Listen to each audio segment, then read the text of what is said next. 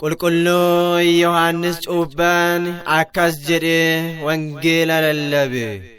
Mootummaan Waaqayyoo dhiyaattee jirti. Yaada laphee keessanii geeddaradhaa. Wangeela Maatiyos boqonnaa 3 lakkoofsa 1-2.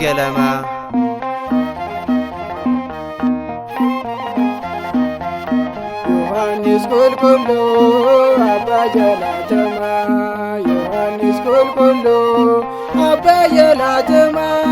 Mootummaan dhiyaattee jettee gabbii galaa. Mootummaan dhiyaattee jettee gabbii galaa.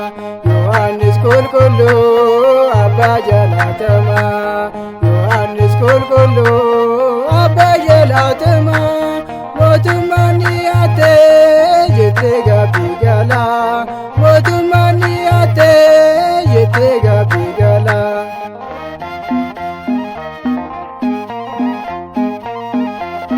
Onaa keessaa dhuftee lafa Yihuudaattee bishaanin faayyistee dhibee foon irratee yaada laphee keessaan hunduu geeddaradhaa.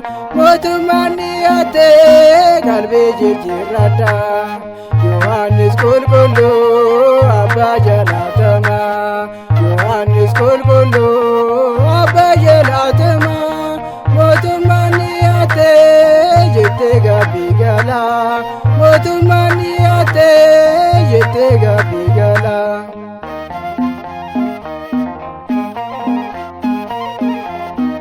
Isaayyaas dubbatee karaa gooftaa haaraa.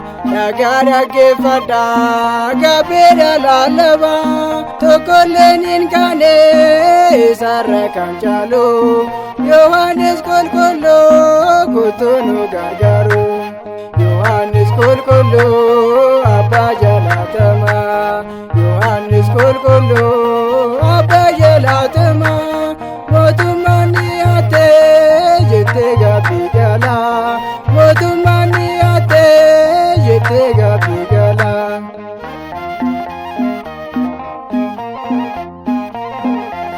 Sirbaan gammachiistee intalli Heroodisii. Mormaa kee mursiisuu murteessee mootichee. Guyyaa gammachuusaa jijjiirti gaaddatte. Mormii kee barsiisee addunyaa irratti.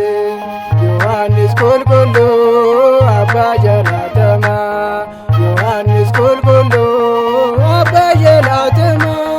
Mootummaan dhiyaattee jettee gabbii galaa. Mootummaan dhiyaattee jettee gabbii galaa.